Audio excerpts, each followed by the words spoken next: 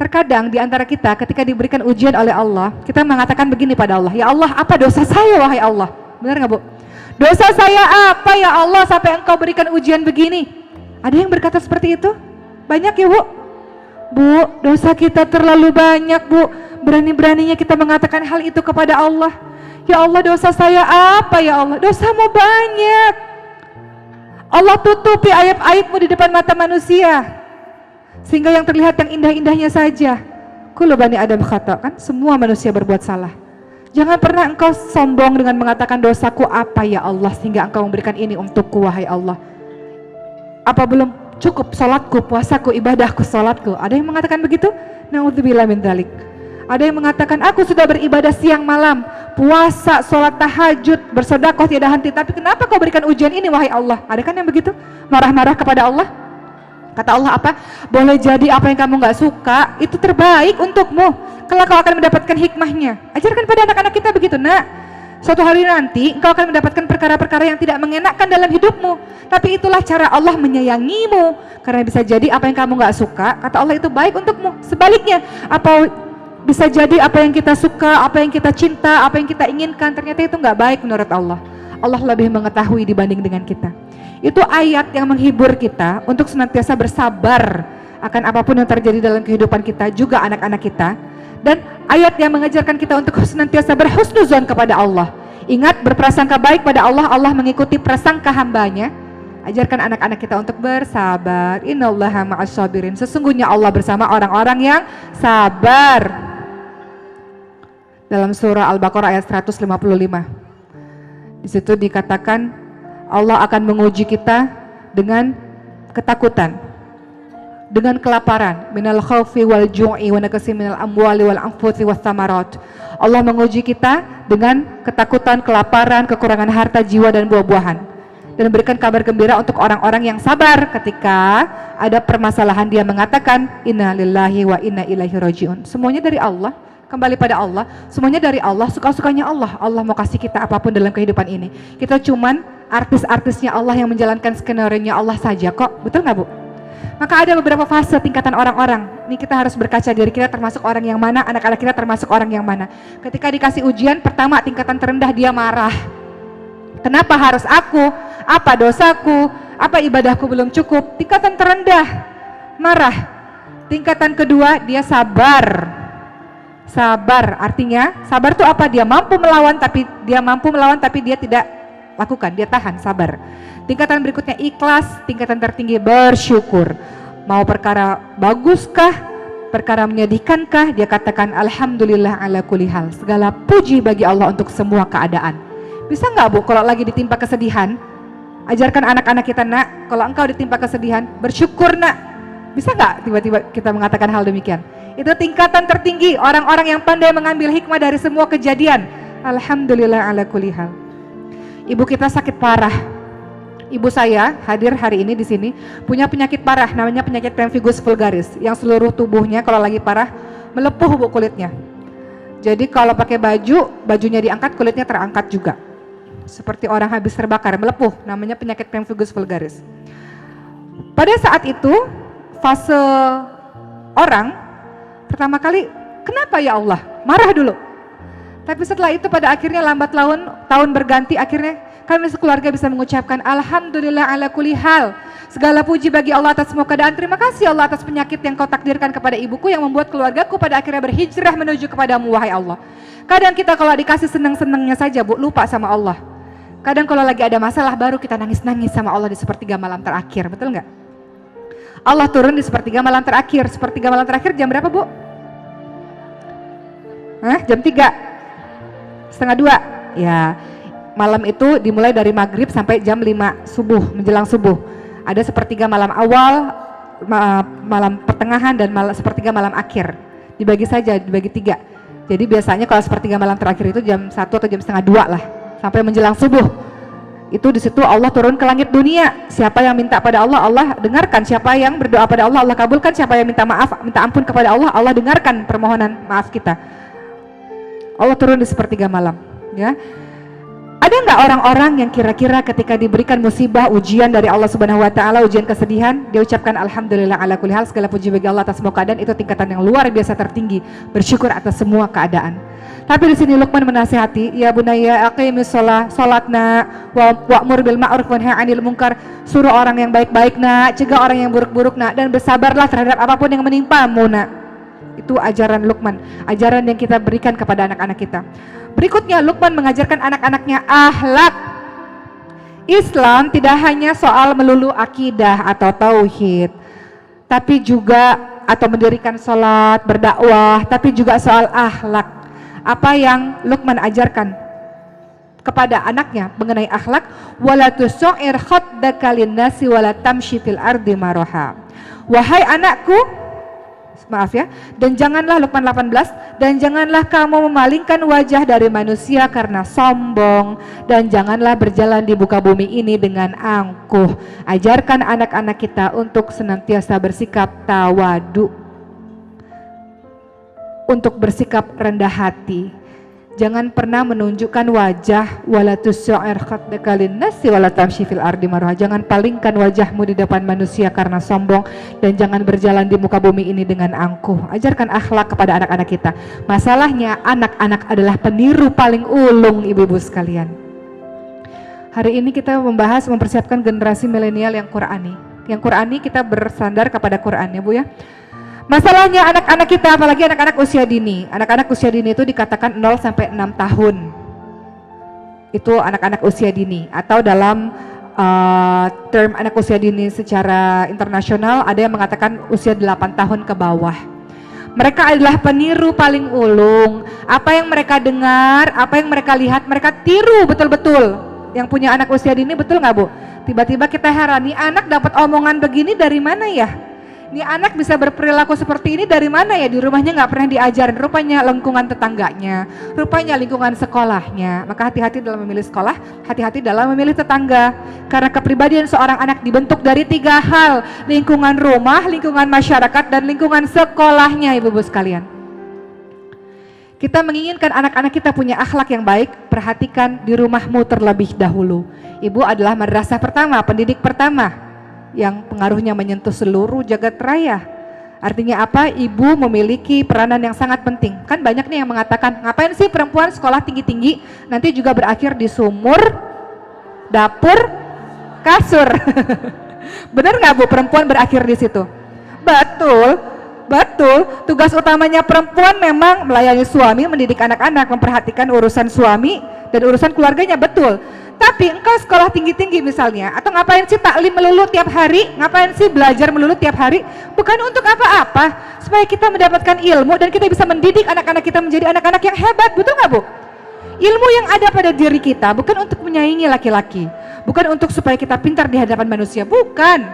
Salah satu tujuan yang paling penting kita menuntut ilmu agama, salah satunya adalah supaya kita bisa mendidik anak-anak kita menjadi anak-anak yang hebat. Ibu yang pintar bisa menjadikan anak-anaknya anak-anak yang pintar. Ibu yang jahil, yang tidak berpengetahuan apapun, yang malas belajarnya, ibu yang rusak, bagaimana bisa mendidik anak-anak itu menjadi anak-anak yang baik, betul nggak? Jadi dimulai dari diri seorang ibu, lingkungan rumahnya terlebih dahulu. Maka biasakan Bu, apa yang dia dengar adalah perkara yang baik-baik. Untuk ibu-ibu, jangan sekali-kali melabeli anak-anak kita dengan anak bodoh. Banyak ya di antara kita. Anak nakal, ini anak siapa sih? Anak ibu itu masih ditanya juga anak siapa. Ini anak siapa sih? Gitu ya. Atau label-label buruk lainnya. Kenapa? Karena apapun yang engkau ucapkan wahai ibu, anakmu akan menjadi seperti itu. Anak bodoh, berkali-kali ibu bilang anak bodoh, anak nakal. Anak nakal sering kita ucapkan kan Bu? Anak nakal, sebanyak apapun yang engkau ucapkan wahai ibu, walaupun sekali saja engkau ucapkan, anak itu akan menjadi anak nakal. Karena doa orang tua tidak ada penghalang kepada Allah Subhanahu wa taala. Apalagi doanya seorang ibu. Jadi hati-hati Bu, jaga lisannya dengan baik. Rasul ingatkan, man kana yu'minu billah wal yaumil akhir fayaqul khairan aw liyasmut. Barang siapa yang beriman kepada Allah dan hari akhir, hendaknya dia berkata-kata yang baik, kalau enggak dia diam aja. Jadi kalau anaknya lagi nakal, lagi mecahin piring, lagi numpahin sesuatu, ibu bilang, anak solihah ya Allah. Anak solihah ya Allah, aku doakan kau jadi presiden gitu ya. Dalam keadaan marah bisa nggak ngomong begitu Bu? Enggak ya, nggak bisa ya. Makanya ada treatment untuk orang-orang marah ala Rasulullah. Kalau marah diem aja atau ta'awudz, a'udzubillahi minasyaitonirrajim. Ini orang marah Bu, setannya lagi banyak, kata-katanya nggak terkontrol, gerakannya nggak terkontrol, kita jewer tuh anak, kita pukul itu anak, bahkan mukulnya ada yang pakai rotan lagi ya, pakai apa tuh, ikat pinggang. Aduh jangan Bu, jangan dilakukan hal seperti itu. Kita katakan anak kita dengan sumpah serapah, engkau mengatakan hal demikian, anakmu jadi seperti apa yang engkau katakan, barulah kita menyesal. Kullu kalam ad-du'a, semua perkataan adalah doa. Wahai ibu, hati-hati dengan lisanmu. Seorang ibu pernah punya anak yang nakal menurutnya. Dia sudah masak untuk tamu-tamunya, tapi anaknya masih kecil, menaburi pasir ke seluruh makanan yang sudah dia masak. Apa yang ibu lakukan Bu? Marah ya Bu ya? Masak untuk begitu banyak tamu, anak-anak kita main pasir, ditaburi makanan itu dengan pasir-pasir. Apa yang ibu lakukan? Ibu jewer nggak? Ibu pukul nggak? Ya Allah Bu, di sini kayaknya pemukul semua nih, kenceng banget. Ibu pukul ya Bu? Aduh, takut saya jadinya. Ibu apain Bu? Ibu kata-katakan apa anak itu? Astagfirullahaladzim. Wah ibu solihah semua di sini menyebut nama Allah. Yakin astagfirullahaladzim aja atau ada selanjutnya nih kata-kata berikutnya? Hah? Astagfirullahaladzim aja bagus, tapi ada kata-kata berikutnya nih, nggak tahu nih. Apalagi Bu? Hah? Masya Allah itu kalau kita melihat sebuah perbuatan yang baik Bu, kita puji Masya Allah. Astagfirullahaladzim ya Allah, astagfirullahaladzim gitu ya Bu ya, nyebut Bu, nyebut gitu ya. Jangan lupa nyebut ya Bu ya. Oh, astagfirullah gitu, tangannya sampai tetap aja tangannya bergerak, astagfirullah, tapi tangannya tetap bergerak. Tapi apa yang dilakukan seorang ibu ini? Nak, ya Allah nak, astagfirullahaladzim nak, semoga engkau jadi imam di Masjidil Haram nak. Ini kisah nyata Bu yang saya ceritain Bu, bukan contoh belaka. Nak, marah Bu, marah nggak Bu? Kita masakan capek Bu ya. Ini makanan nggak bisa dimakan sama tamu gara-gara ada taburan pasir. Si ibu itu mengatakan, ya Allah nak, semoga engkau jadi imam di Masjidil Haram nak. Sambil nangis ibunya Bu ngomong begitu Bu, saking marahnya. Tapi kata-kata yang keluar dari mulutnya, engkau jadi imam nak di Masjidil Haram nak. Akhirnya bertahun-tahun kemudian, anak itu namanya adalah Imam As-Sudais ibu-ibu sekalian, yang suaranya murotalnya kita dengar di mana-mana, yang sekarang jadi imam di Masjidil Haram karena doa dari ibunya saat ibunya marah. Kalau kita bilang, nah, kukutuk kau jadi batu beneran tuh anak, bisa juga Bu. Ya, hati-hati dengan ucapan-ucapan yang ibu lantunkan kepada anak-anak ibu ya, dalam kondisi apapun itu, hati-hati. Ajarkan anak-anak kita akhlak, dimulai dari akhlak dari diri kita sendiri, karena anak-anak adalah peniru paling baik. Kalau kita ingin anak-anak kita berbicaranya santun, bersikap tawadu, ibu ayahnya pun harus mencontohkan hal yang demikian. Tadi saya katakan itu di lingkungan rumah. Di lingkungan rumah itu nggak cuman ada ayah ibu, ada mbak di rumah kan Bu, yang punya mbak. Mbak yang ada di rumah juga harus memiliki visi misi yang sama dengan kita kalau kita mau membentuk akhlak anak-anak kita, akhlak Quran. Jangan abaikan untuk mbak-mbak kita yang ada di rumah. Libatkan mbak yang di rumah itu juga untuk cinta kepada Quran. Ngaji bersama-sama dengan mbaknya, sholat bersama-sama dengan mbaknya, karena mbak itu kan dekat dengan anak-anak kita kan Bu. Ya, jadi libatkan mbak kita yang ada di rumah, asisten rumah tangga yang ada di rumah juga memiliki visi misi yang sama dengan kita untuk membentuk karakter anak kita, anak-anak yang Qurani. Kemudian kedua, lingkungan tetangga Bu. Kita pilih rumah, pilih tetangga yang baik, pilih tetangga yang juga mencintai agama Allah, tetangga yang senang taklim, tetangga yang senang belajar agama bersama-sama. Kemudian ketiga, pilih lingkungan sekolahnya. Di Bintaro kan sekolah banyak banget ya Bu ya, sekolah bagus di mana-mana banyak kan. Tapi visi misi sekolah kita harus lihat betul-betul Bu. Kita memasukkan anak kita ke sekolah, kita mau apa? Oh, mau jago bahasa Inggris, mau berwawasan global, masukin tuh ke sekolah-sekolah yang internasional. Banyak sekali di Bintaro ini dengan harganya yang sangat tinggi. Ya Bu ya, mahal banget ya Bu ya. Saya pernah sih keliling ke situ, mahal banget. Ya, sekolah internasional masukkan, silahkan saja. Kalau memang orientasi kita adalah orientasi anak-anak kita berwawasan global, tapi jangan lupakan agamanya. Atau kita tidak menginginkan anak-anak kita sepanjang hari dengan budaya yang seperti itu. Kita masukkan sekolah ke agama misalnya. Kita berorientasi anak-anak kita menjadi penghafal Quran. Masukkan ke sekolah yang punya visi misinya atau kurikulumnya tahfiz penghafal Quran. Jadi kalau ingin mendapatkan anak-anak yang soleh dan solehah, kita tidak bisa melupakan ada pengaruh lingkungan sekolah, lingkungan masyarakat, dan dari diri kita sendiri. Itu caranya. Dan kemudian ibu-ibu sekalian, perhatikan betul. Di sini ayat berikutnya saya lanjutkan dulu ya sebelum kita bahas yang lain. Terakhir Luqman mengatakan, wa qasid fi masyika waqdud min sautik inna ankaral aswati la sautul hamir. Dan sederhanakanlah dalam berjalan. Ini soal akhlak juga ya Bu ya, soal sikap. Dan lunakkan suaramu, ajarkan anak-anak kita untuk bersikap santun, bersuara yang santun, dimulai dari diri kita sendiri. Dimulai dari diri kita sendiri, dari hal-hal kecil dan dari diri yang sekarang. 3M ya, kata Agim itu 3M, dari diri sendiri, dari hal kecil, dan dari sekarang, jangan ditunda-tunda. Ibu-ibu sekalian, membicarakan mengenai pengasuhan anak di dalam Al-Quran kan banyak sekali tadi saya sudah sebutkan. Setelah tadi kita bahas Luqman, ada Nabi Ibrahim alaihissalam. Nabi Ibrahim alaihissalam mengajarkan pada kita, ternyata pengasuhan anak paling awal itu ternyata dimulai dari pemilihan pasangan yang solih dan solihah. Masalahnya ibu-ibu udah telat ya Bu. Kalau ada bapak sih mungkin ya, mau nikah lagi mungkin kan.